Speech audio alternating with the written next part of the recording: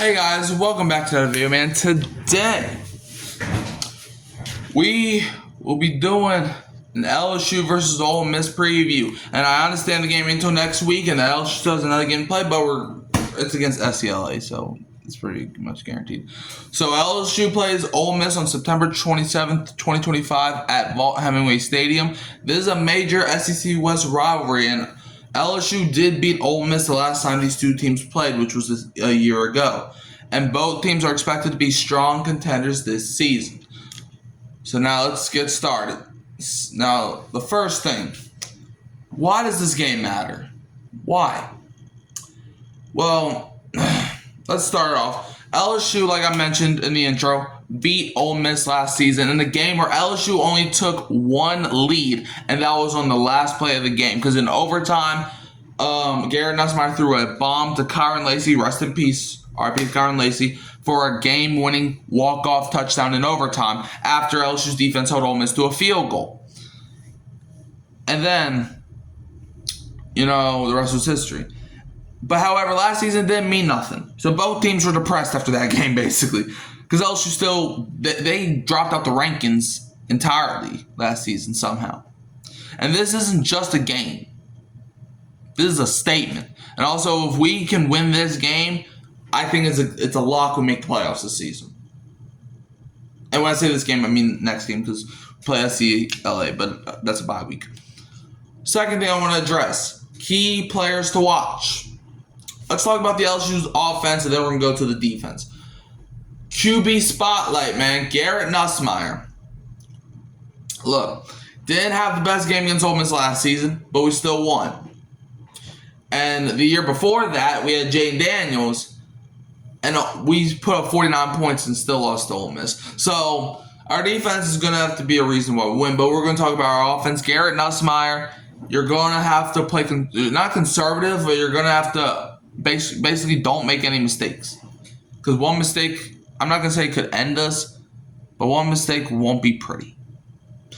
So, yeah, and also Aaron Anderson. Let's talk about him, man. This has to be the Aaron Anderson game. He has to be the Cooper Kupp of college football tonight or next week.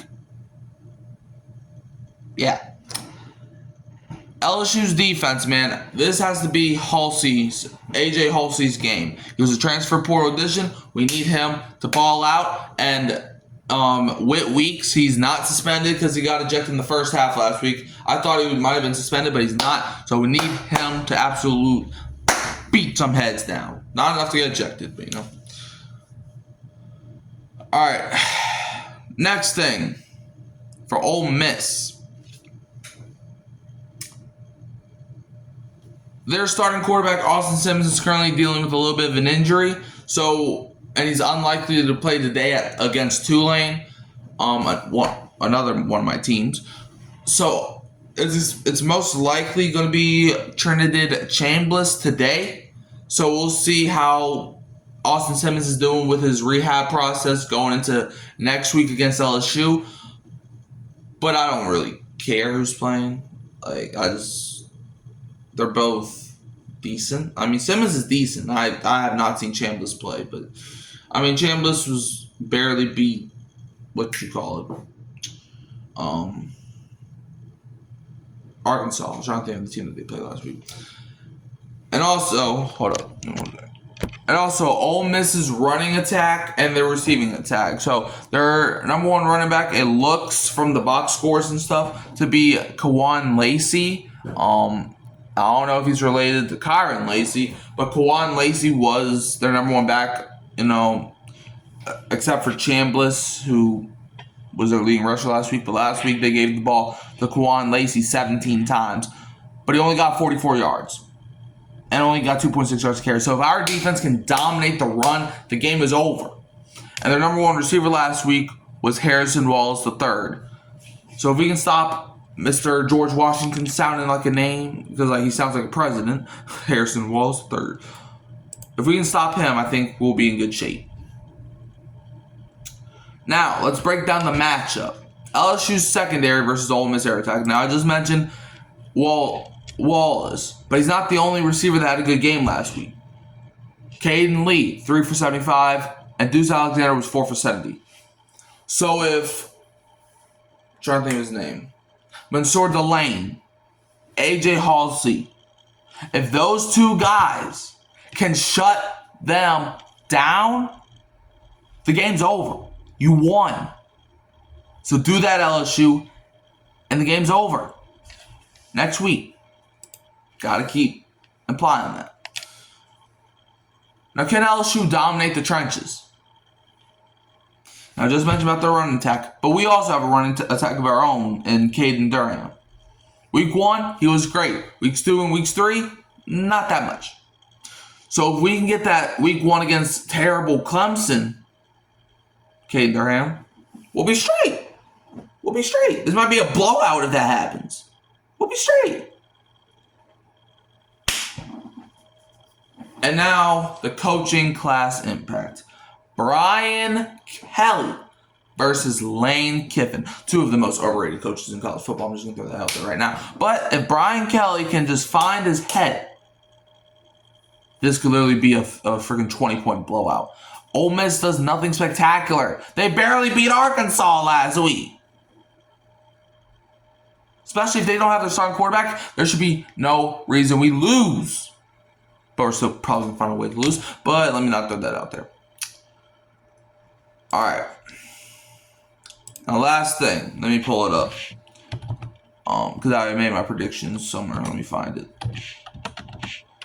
LSU versus Ole Miss next week. I'm going to give you 2 predictions. Not 2 score predictions. I'm going to give you a score prediction and a breakout player pick. That's not what I wanted. Hold up. Now, here's my prediction. I have Ole Miss winning, actually. 35-16. And here's why. This is a game LSU would get blown out in. Okay? And I'm going to be... look, I'm trying to be optimistic. And I do think we should win this game. We should blow them out. But we're not going to. You know why? This is the LSU way. Now, if I'm wrong, I'll be happy. But if I'm not wrong, I'm not going to be happy. Or no. If I'm wrong, I'll be happy. If I'm not wrong, then I obviously won't be happy. So, yeah. I got Ole Miss winning 35-16 because it's not LSU's a bad team. But I feel like this is one of those games where it's like LSU's doing too good. Okay?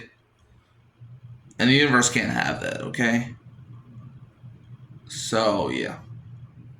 But if I'm wrong, they just didn't say that. But if I'm wrong, I'll be happy. Like I said. But I do have a breakout player, though, who I think is going to shine in a Sea of Desolation. I do think that we will see Trey's Green back on the field. And if we do, I think he's going to maybe catch a touchdown. But, yeah. But, if I'm wrong, I'll be happy.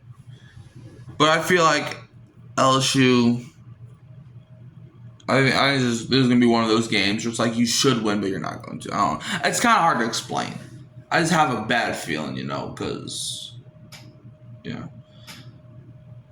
LSU struggles against backup quarterbacks too. We got to realize that, I don't know why, but they do. But anyways, you can like, subscribe, share, turn the bell on so you don't miss another upload. You can always find me at Hurricane Mike, Kyle Phelps, and Keeping It Real Who That Sports Podcast. And don't forget, or I'll leave you as always with the Go Tigers, and don't be a Bama fan.